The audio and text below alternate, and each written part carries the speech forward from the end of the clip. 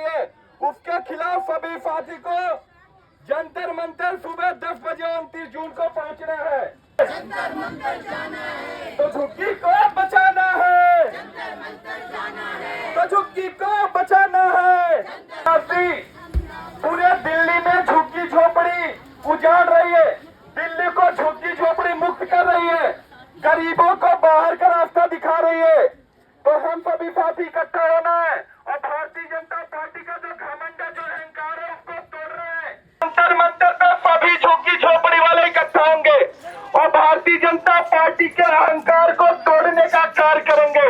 Bharatiya Janata party पूरे दिल्ली में झुग्गी झोपड़ी तोड़ रही है, पुरानी से लेकर के किरारी तक और गदर कैलाश से लेकर के जंगपुरा तक। हम सभी साथी को जंतर मंतर पे 29 जून को सुबह 10 बजे पहुंचना है और भारतीय जनता पार्टी के अहंकार को चकनाचूर करना है।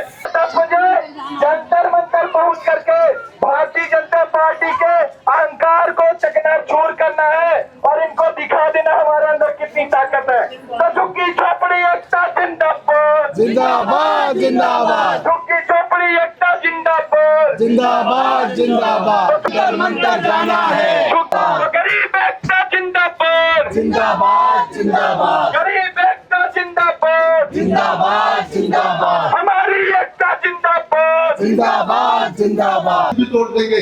उन्होंने कहा जी रेलवे पे खतरा है, रेलवे की छुट्टी हटाएंगे, लेकिन धीरे धीरे इन्होंने दिल्ली के अंदर लगभग 15,000 छुट्टियां तोड़ दी। और मैं आपको बताना चाहता हूँ, इनकी ये मुहिम यहाँ रुकने वाली नहीं है। ये किसी न किसी बहाने से दिल्ली की जो पूर्वांचल शक्ति है, ये पूरे दिल्ली से पूर्वांचल को भगाना चाहते हैं। जब अरविंद केजरीवाल जी ने आंदोलन शुरू किया तो ये लड़ाई राजनीति में जल्दी शुरू कर दो जल्दी। वो दिल्ली की जनता को जल्दी शुरू कर दो प्रोग्राम। ये लड़ाई न हिंदू मुसलमान की है, न किसी जात पात की है। ये जो लड़ाई है, ये अमीर और गरीब की लड़ाई है और वो हमारे लिए लड़ते रहे। आप अच्छी तरीके से जानते हैं, मैं आपकी जानकारी और ताजा कर देता हूँ। जल्दी शुरू कराओ प्रोग्राम। टूट जाएगी, हम अपने प्लाट में चले जाएंगे। तो लेकिन मैं आपको बता दूं, दिल्ली के अंदर लड़ने का वक्त नहीं है। ये क्या आंदोलन शुरू हो रहा है पूरी दिल्ली के अंदर। आज हमारे जो लीडर है वो जगह जगह जाकर को लोगों तक पहुंचा रहे हैं कि हमें किस तरीके से अर्जुन भाई का हाथ मजबूत करना है। तो मैं सबसे पहले चाहूंगा कि हमारे दिल्ली प्रदेश के अध्यक्ष हमारे बीच में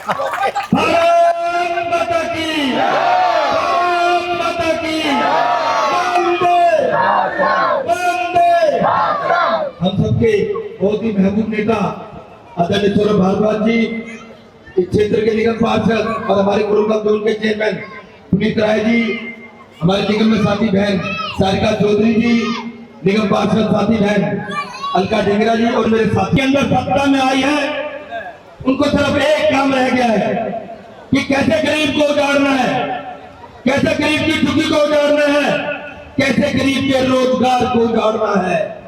आपकी इस लड़ाई के अंदर एक पार्टी इस समय खड़ी है, आम आदमी पार्टी। आपकी लड़ाई के लिए अरविंद केजरीवाल जी के नेतृत्व में एक आदमी दिल्ली में लड़ाई लड़ रहा है, सौरभ भारद्वाज। आज ये लड़ाई आपकी लड़ाई है, लेकिन सौरभ भारद्वाज जी ने अपनी लड़ाई बना लिया है। ये दिल्ली के अंदर घूम घूम कर बचाने के लिए भाग रहे हैं, बचाने के लिए दौड़ रहे हैं। मैं आपके बीच में ज्यादा समय नहीं लेना चाहता, सिर्फ एक बात कहना चाहता हूँ, एक नारा लगा के जवाब देंगे, झुग्गी को बचाना है, जंतर मंतर जाना है, झुग्गी को बचाना है, ताली बजा के बोलो, झुग्गी को बचाना है, झुग्गी को बचाना है, झुग्गी को बचाना है। ये उसके विरुद्ध हम आवाज उठाने के लिए एकत्र हुए हैं। आज हम आपके सहयोग के लिए आपके साथ खड़े हुए हैं। 29 तारीख को आप लोगों ने हमारे साथ खड़ा होना है और सबको दिखाना है कि हम सब एक हैं और हम झुग्गी झोपड़ी नहीं टूटने देंगे। जब उन्होंने प्रॉमिस किया था कि झुग्गी झोपड़ी टूटेगी तो पहले मकान देंगे, पर उन्होंने अपना वादा पूरा नहीं किया है। तो एक बार पूरे जवाहर कैंप की तरफ से धन्यवाद। और हमारे सुख दुख के साथी, मैं चाहूंगा कि हमारे बीच में पुनीत जी अपने शब्द रखे और इनकी हर लड़ाई में और दिल्ली सरकार की लड़ाई में हम सब भागी। साथ हो गए, नहीं हो गए, हाथ पकड़ के बताओ एक बार। पुनीत भाई, पुनीत भाई, आप लोगों को मैं ये याद दिलाना चाहता हूँ कि जब से भाजपा तोड़ते ही झुग्गी झोपड़ी के पीछे पड़ गई। अब पहले हमारी जो मुख्यमंत्री है उन्होंने ये कहा कि एक भी झुग्गी नहीं तोड़ी जाएगी। उनके बयान के तुरंत बाद कितनी हजारों झुग्गियां तोड़ी गई हैं, ये सबको पता है। और अब पूरी दिल्ली की बारी है। आप मंजे हुए हो। ये वक्त इकट्ठा होने का है। ये वक्त दिल्ली सरकार को, बीजेपी को ये दिखाने का है कि हम सब इकट्ठे हैं। और ये आप तभी दिखा सकते हैं जब 29 जून को हाथ उठाएगा पहले नेता। मैं अब अपने सीनियर नेता को कहूंगा कि वो आए, सौरभ भाई आए और दो शब्द बोले और वो मेरे से बहुत बेहतर आपको झुग्गियों के बारे में समझा सकते हैं। धन्यवाद। जय हिंद। कि आप तीनों आए, हमारे युवा साथी भी नीचे हैं, हमारी जो स्टूडेंट विंग है उसके लोग भी आए हुए हैं।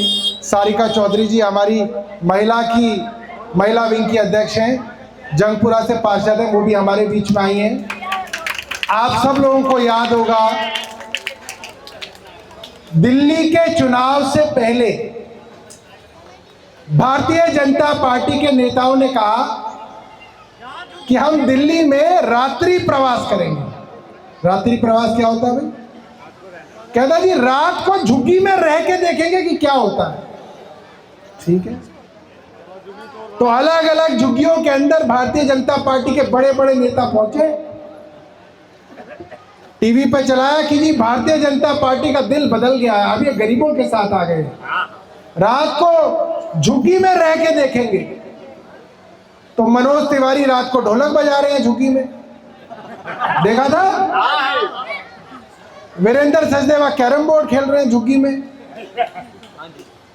अपनी रजाई, अपना तकिया, अपना बिस्तर ले लेके झुग्गियों में पहुंचे बीजेपी वाले, अपना रजाई लेके, कहीं कोई बीमारी ना लग जाए इन्हें। अपनी प्लेट, अपनी कटोरी, अपनी सब्जी, अपनी रोटी लेके झुग्गियों में पहुंचे, अपनी प्लेट में अपने घर की रोटी खाई, फोटो खिंचवाई। देखो जी हम झुग्गी वालों के साथ भी खाना खा रहे हैं, देखी थी फोटो सबने। ये नौटंकी इसलिए हो गई ताकि दिल्ली के भोले भाले गरीब लोगों को बेवकूफ बना जाए, क्योंकि गरीब आदमी को माँ बाप ने सिखाया है, दादा दादी ने सिखाया कि बेटा बीजेपी कभी गरीब के साथ नहीं रही, सिखाया है, हमेशा सिखाया कि बीजेपी धन्ना सेठों की पार्टी है, गरीबों के साथ कभी बीजेपी ने भला नहीं किया। तो गरीब आदमी ये जानता है दिल्ली का, इसलिए बीजेपी पे भरोसा नहीं करता था। मगर इन्होंने ऐसी ऐसी नौटंकियां की, मगर गरीब के दिल में तब भी ये था नहीं ये झूठ बोल रहे हैं, ये कहीं ना कहीं हमें धोखा देंगे। और केजरीवाल जी ने कहा कि 5 साल नहीं 1 साल में अगर ये सरकार में आ गए तो 1 साल में दिल्ली की झुग्गी झोपड़ियों को तोड़ना शुरू करेंगे। अभी तो 1 साल नहीं 3 महीने हुए, इन्होंने कितनी झुग्गियां तोड़ दी आप लोगों को मालूम है। तो बीजेपी को लगा भाई ये केजरीवाल जी तो सब जगह बता रहे हैं। तो देश के प्रधानमंत्री नरेंद्र मोदी जी ने दिल्ली के गरीब लोगों को कहा, आप सोचो देश का सबसे ताकतवर आदमी, देश का प्रधानमंत्री देश के सबसे गरीब और कमजोर आदमी को गारंटी दे रहा है और बोल रहा है भाइयों बहनों जहां झुग्गी वहां मकान। बोला था मोदी जी ने, बोला था जहां झुग्गी वहां मकान। और दूसरा क्या बोला था? बेघरों को घर देंगे, बेघर को घर देंगे और जिसकी झुग्गी है उसको मकान देंगे। तो जिसकी झुग्गी है उसको भी मकान देना था और जिसके पास कुछ नहीं था उसको भी घर देना था, ये वादा था। और आज क्या कर रहे हैं?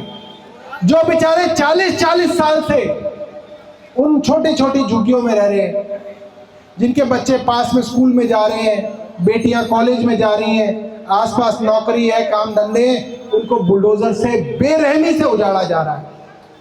और किसी मीडिया की हिम्मत नहीं है कि वो दिखा दे, कोई बड़ा चैनल नहीं दिखा रहा। आप लोगों को लगता होगा कि ये बड़े बड़े चैनल कहां गए, कोई बड़ा टीवी चैनल नहीं दिखा रहा कि हजारों झुग्गियां तबाह कर दी।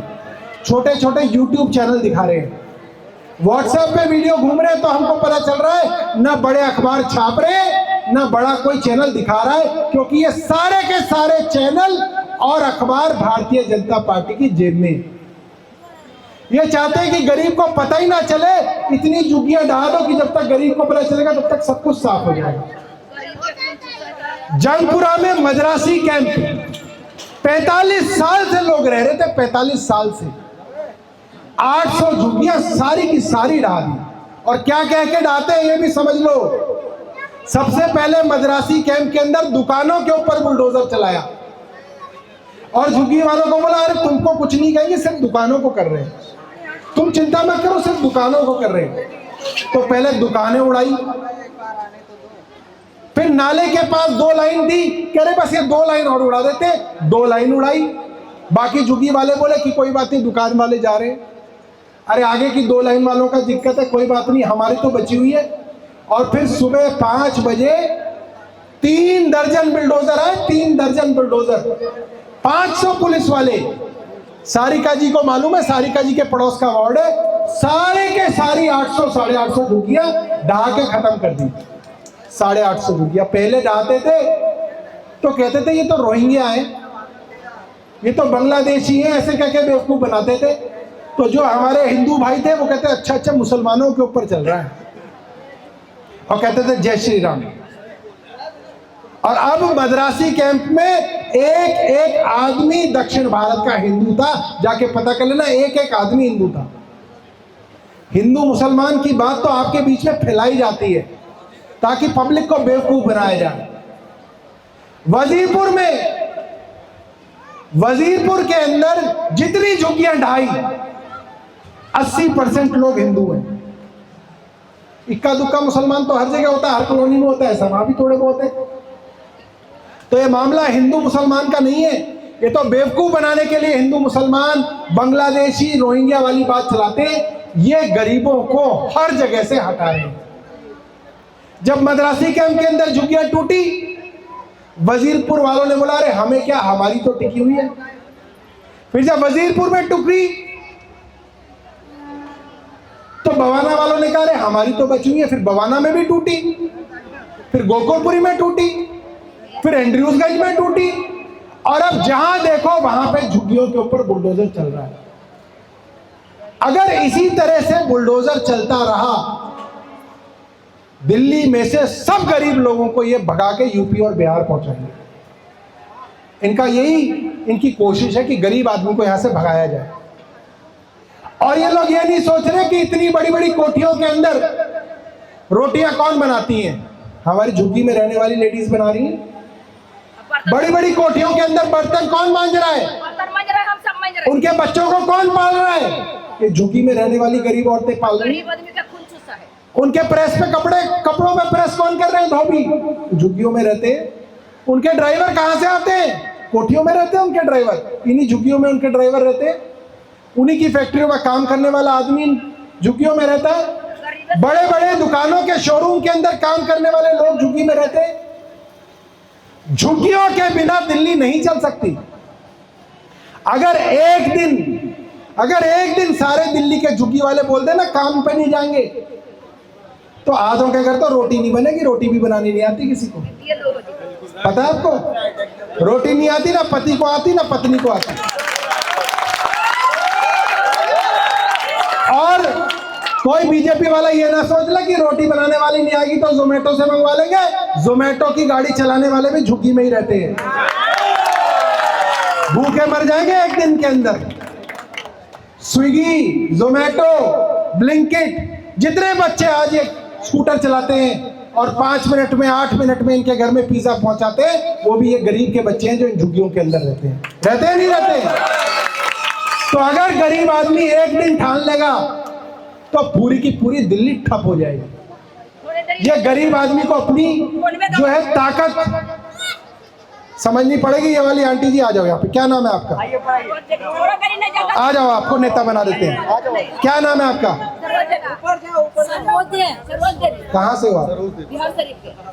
बिहार शरीफ की सरोदे देवी, सरोज देवी। ये मुझे कह रही थी कि एक लकड़ी तो तोड़ देते, गट्ठा नहीं टूटता।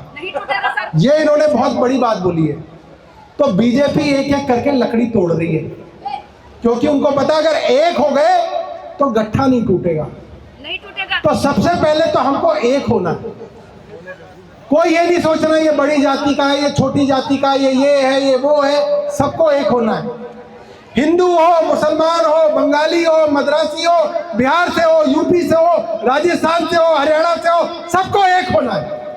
क्योंकि सबसे पहले हम सब लोग गरीब हैं, बात की बात है। और बुलडोजर जब चलता है तो ये नहीं देखता है कौन जात का है और कौन धर्म का है, सब पर बुलडोजर चलता है। तो सबको एक होना है और एक होके अपनी आवाज को उठाना है।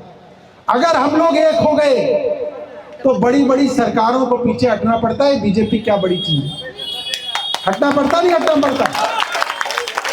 किसानों के खिलाफ 3 कानून इन्होंने संसद में पास कर दिए थे, 3 काले कानून, और किसानों ने कहा कि हम इन कानूनों को नहीं मानेंगे और उसके खिलाफ उन्होंने धरना देना शुरू किया।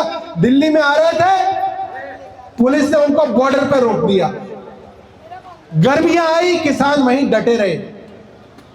बरसात आई, किसान वहीं पर डटे रहे। बिस्तर भीग गए, कपड़े भीग गए, खाना भीग गया, सब भीग गया, किसान बैठे रहे। मीडिया ने नहीं दिखाया किसानों को, मगर किसान डटे रहे।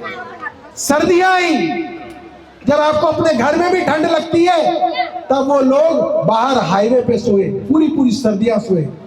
जनवरी में बारिश आई, सर्दियों में बारिश आई, सारे टेंट फिर भीग गए, मगर किसान हटे नहीं, किसान डटे रहे। और किसान ऐसे डटे कि अंत में भारतीय जनता पार्टी की सरकार को हार माननी पड़ी, 3 कानून वापस लेने पड़े। तो ऐसे ही हम लोगों को एक होना है।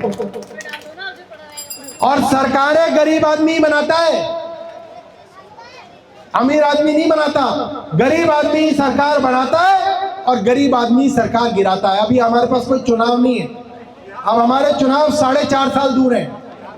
बिहार में चुनाव है, वो वाले भाई साहब बता रहे हैं बिहार में चुनाव है, तो बिहार में भी भारतीय जनता पार्टी को बताना है कि अगर आप यहां से बिहार के भाइयों को निकालोगे तो बिहार के लोग भारतीय जनता पार्टी को बिहार से निकाल देंगे। ये बात हमें बतानी है बिहार में, फोन करके बताना है अपने गांव के अंदर कि अगर हमारे बिहार के भाइयों को ये बिहार से निकालेंगे तो भारतीय जनता पार्टी को बिहार में हम वोट नहीं देंगे। ये बात भी वहां तक जानी चाहिए। अभी यहाँ पे कोई चुनाव नहीं है, हम लोगों का चुनाव अभी 4.5 साल दूर है, मगर हम लोग आपके साथ आपकी लड़ाई लड़ने के लिए तैयार हैं। इसलिए हम लोग हर रोज दिन में 3 से 4 जगह जाते हैं। सुबह हरिनगर की झुग्गियों में गए थे, दोपहर में कालका जी की झुग्गियों में गए थे, अब हम यहाँ पे मोती नगर में आए हैं, थोड़ी देर बाद मादीपुर की झुग्गियों में जाएंगे। और सब जगह जाके हम ये कह रहे हैं कि 29 जून को यानी कि अगले रविवार को सुबह 10 बजे हम सबको, पूरे परिवार को जंतर मंतर पर जाके अपनी आवाज उठानी है। ठीक है, अपनी आवाज उठाएंगे, अपनी शक्ति दिखाएंगे तो भारतीय जनता पार्टी को पता चलेगा अब गरीब एक हो रहा है। और अगर ये पता चल गया कि सारा गरीब एक हो रहा है तो आपकी झुग्गियां बच जाएंगी, वरना एक एक करके ये सारी झुग्गियां उजाड़ देंगे। और ये मत सोचना कि भैया ये आम आदमी पार्टी वाले बस लगाएंगे तो ही जाएंगे, ऐसा मत सोचो। ये सोचो कि अगर बस लग गई, 3 हमारे पार्षद बैठे, मैं इनको रिक्वेस्ट करूंगा कि भाई 1-1, 2-2 बस लगा देना।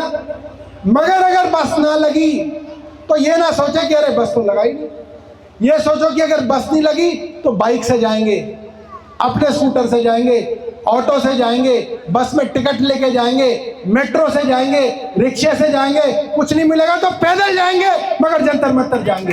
ये सोचना है, क्योंकि ये हमारी अपनी लड़ाई है, हमारी अपनी लड़ाई है। इस लड़ाई को हमें खुद लड़ना पड़ेगा। ये ना सोचे कि कोई और लड़ेगा, आप नहीं लड़ोगे। तो मैं आपको बता रहा हूं, आप उन झुग्गी झोपड़ी में जाके देखो, सिर्फ कहने की बात है कि मकान दिए, 1000 लोगों को उजाड़ा है, 100 लोगों को फ्लैट दिया है, और 16वीं मंजिल पे फ्लैट है और लिफ्ट चलती नहीं है। बताओ 16वीं मंजिल पे कैसे जाएगा आदमी बिना लिफ्ट के? पीने के लिए पानी नहीं है, सफाई करने की कोई योजना नहीं है, नीचे इतना कूड़ा इकट्ठा हो रहा है, सीवर बह रहे हैं। सिर्फ नाम के लिए कुछ फ्लैट बना के रखे गए ताकि अगर कोई बड़ी बड़ी बातें हो, टीवी में कहना हो तो कहे जी हम तो फ्लैट दे रहे हैं। अगर इतने अच्छे फ्लैट है तो वहां क्यों रेखा गुप्ता क्यों नहीं जाके रह लेती? वही रह ले उसी एक फ्लैट में, इतने अच्छे फ्लैट है तो क्यों जी? अगर आपके विधायक जी आए और आपको बोले कि बहुत बढ़िया फ्लैट दे रहे हैं तो कहना हरी जी आप ही रह लो ना एक फ्लैट में, एक में आप रह लो, फिर हम भी आ जाएंगे। इतने बढ़िया फ्लैट है तो आप भी रहो, कोई नहीं रहेगा।